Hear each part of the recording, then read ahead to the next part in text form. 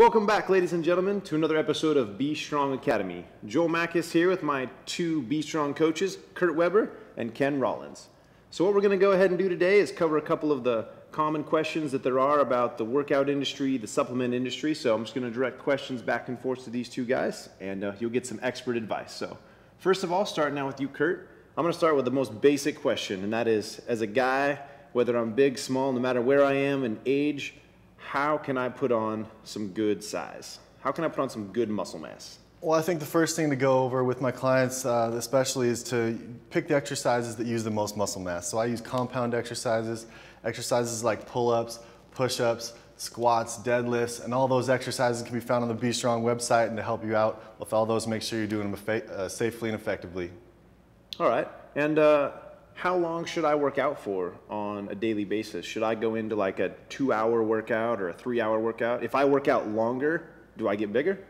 Not at all. It's really important that you try to keep that workout right around an hour. There's really no need to be spending more time in the gym than that. There's only so many exercises and so much stress that your body can take every day. So we want to make sure that you choose the correct exercises and you're really not spinning your wheels or wasting your time in the gym. Okay, all right. And to Ken, same question. What can I do is just, let's say I'm a skinny guy. Let's say I'm just a wet noodle, 120-pound guy, and I really just would like to put on some size. What is it that I can do myself to help that? Well, first things first, you got to give your body what it wants, what it needs. So obviously with good protein powders, good proper nutrition and diet, that's one of the first things I'll do with my clients. Before I even touch any weights with them, I'll go ahead and sit down. We'll discuss their diet, their nutrition, what it is that I want them to eat to exceed those goals.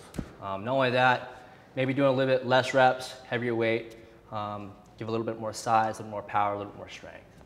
All right, so with that said, what is the difference between a male and female, and how is it that a female can lift weights and supplement but not really become looking like a guy, but when a guy actually works out pretty hard, lifts heavier weight, he's able to really show some serious size and definition? Well, I think what a lot of people don't really realize is that most males usually produce a lot more testosterone. More testosterone you have in the body, obviously the bigger muscles you get and develop.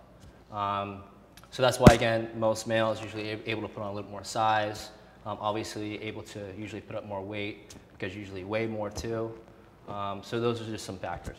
Okay, so women have a lot higher levels of estrogen and Correct. Men have a lot higher levels of testosterone. Correct. And that's the main difference between males and females, and the difference between a female keeping a nice lean figure and a male actually putting on. That's one of the factors is why you're able to put on more size. All right, back to Kurt here. What's the fastest way for me to lose weight? Let's say I'm just carrying an extra 10 pounds around, I'm feeling a little sluggish, and I really want to just knock off a couple pounds of fat. Well, Joel, I get that question a lot. First off, I'd say you really have to get your exercise schedule and your diet in check. You can ask anybody who's made a major transformation in their life, whether it be 20, 30, 50, even 100 pounds lost. The first thing they're going to tell you is that it wasn't easy, but there wasn't anything magic about it. They were diligent about getting the workouts in. They were diligent about their diet every single day, day in, day out. And there was no magic pill for it. And they did it by hard work and determination, and that's the fastest way, it really is. Okay, and what types of exercises should someone that's looking to lose weight, maybe not build muscle, maybe maintain, but really drop weight first? That's their main goal. What kind of exercises are best for them to focus on? Well, the type of exercises that I think work best are ones that activate the most muscle. So you want to call, what I would call those is compound movements, movements that involve more than one joint. So you don't want to spend most of your workout doing exercises that just activate the bicep or just activate the tricep. You want to use full body movements like squatting, pressing, push-ups, pull-ups, those kind of movements. And those are the ones that expend the most energy to do and they burn the most calories doing. All right. So if I want to burn a large amount of calories, I want to do full body compound movements. And then if I'm looking to really define one area, then I want to do an isolated, like just a bicep curl. Yes. All right. Yep. All right. Good stuff, Kurt. All right. Back to Casey. What can I do to get that six-pack? What can I do to be beach body ready so that when I take off my shirt, I just got ripped, chiseled abs? Do I have to do crunches for days? Or is there one exercise that just really will define my midsection? Yeah, I get that question all the time. I even had just a client just recently say, hey, how many crunches do I have to do to get your six-pack abs? And first things first, again, like I said before, you got to fix your diet. You can do as many crunches as you want, as many crunches as you can, but without the proper diet and nutrition, it doesn't matter how many crunches you can do, you will not see those six-pack abs. So they always say everybody has a six-pack. It's just whether or not Underneath you can your see stomach. it. Yep. All right. So what kind of exercises then? Let's say you've been really tight on your cardio and you've been really good on nutrition.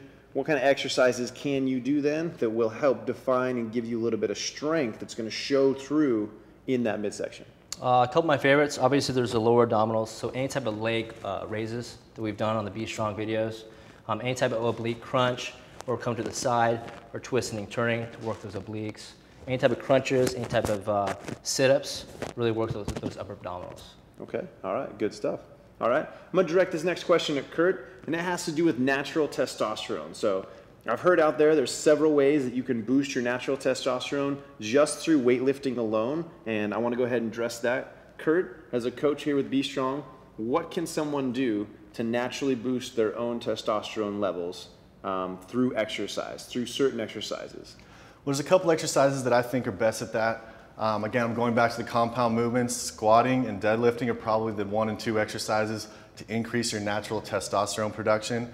Also, any multi-joint movement. So again, you're looking at the bench press, looking at pull-ups, you're looking at push-ups, and make sure that weight needs to be a little bit heavier, and you tend to use a little bit more rest between each set for optimal performance. Okay, so a little bit heavier weight, full body movements again. So we're talking deadlift, squat, bench press. Those really, really target the full body, stress your hormonal system, and that in turn will push out a little bit more natural testosterone. Definitely. So no need to supplement with anything illegal or steroids or anything like that, just simple exercises? No, there's a lot of foods that actually boost natural testosterone. Zinc is one of them. It's found a lot in broccoli, different foods like that. A lot of natural green leafy vegetables are good too. But other than that, you really don't need anything special as long as you're doing the stuff in the weight room that you need to be doing. Also, a lot of sleep is good too. Okay, all right. Throwing it over to Ken. Pre-workout, he's talking about taking some protein powder, supplement. How much protein should I take before I get ready to start my workout? Like if I take 3 or 4 scoops, like the more is better. Like if I eat a lot of food, I'm gonna get big. So if I take a lot of protein powder one time, that's gonna be ideal, right? Well, I get this question a lot, and everyone's different, but for most, I'd probably just recommend just 1 serving, about 20, 25, maybe 30 grams of protein. Okay. And you yourself, what do you recommend to mix it with? Is it with water? I know a lot of people will use milk or blend it up into a shake with bananas. And so if we're talking pre-workout, what would you use as a shake yourself? Some people like to put fruit in there. I don't personally. I'll just put a little bit of ice into a blender, mix it up with some water. I try to avoid juices and sugars. So that's usually how I do my shakes, just make a little smoothie. Okay, and let's move right on to a post-workout.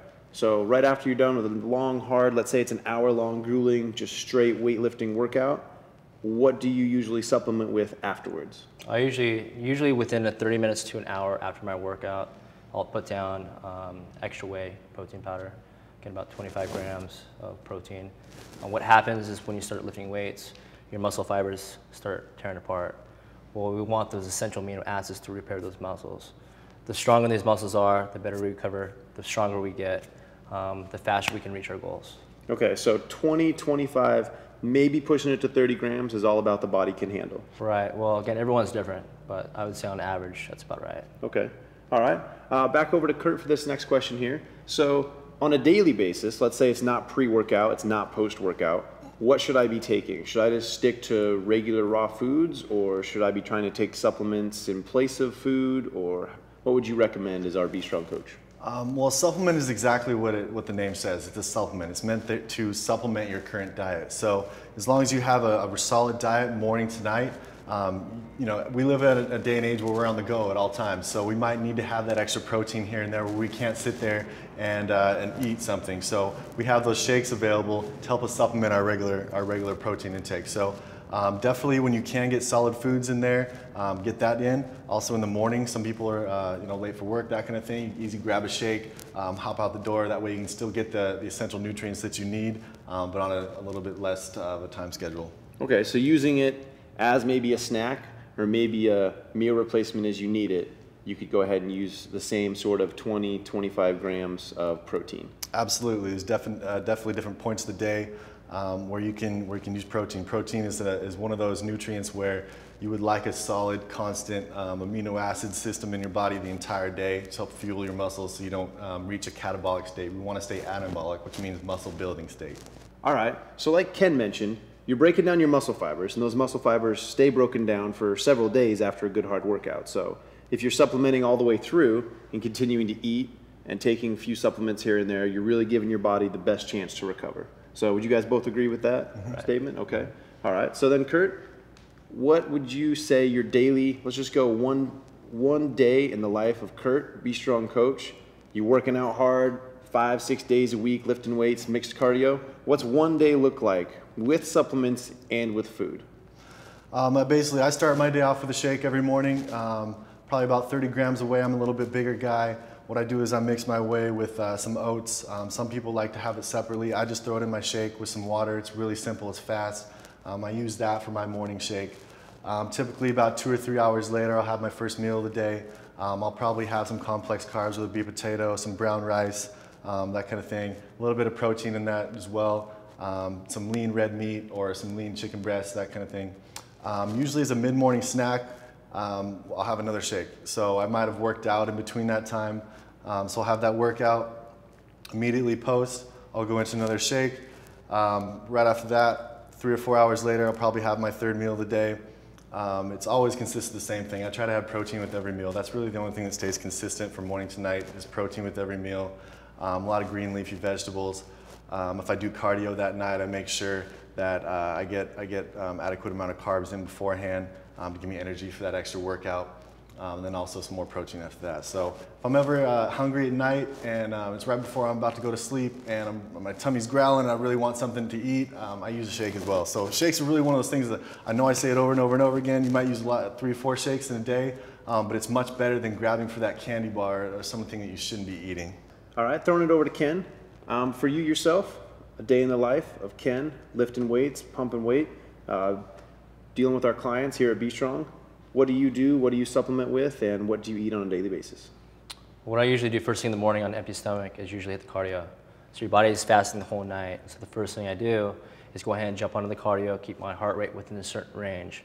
That certain range is going to be called the fat burning zone. The fat burning zone will really tap into those fat cells into your body. As soon as I'm done with that, I'm going to go ahead and have a shake. About 2 or 3 hours later, have a meal. Another 2 to 3 hours, maybe like around 12, 1 o'clock, have my lunch. And then I usually do my afternoon workouts, and that's usually weight training. My weight training is no longer than maybe an hour, hour and a half. After that, I go ahead and put down a little bit of creatine, glutamine, and also some protein powder, and then go on with my day and have a couple more meals and call it a night. All right, so you average about, you'd say, 4 to 5 meals a day. A couple of those are regular food, and a couple of those are going to be supplements, protein shakes. Yeah, I recommend small meals throughout the day. So I want to keep the metabolism working and moving. It's almost like a train. So if we get this train in motion, it's easy to stop the train. It's hard to get the train back going. So if you have a big breakfast, a big lunch, a big dinner, we have stops and goes. It's hard to get this train back in motion. So that's the reason, again, why I want to have those small meals throughout the day. All right, thanks, Ken. Great advice. And thank you guys for joining us. I want to thank my Be Strong coaches, Kurt and Ken, one more time. So some great advice and some great ideas on supplementation. So you guys with Be Strong, come back soon and stay tuned for the next episode.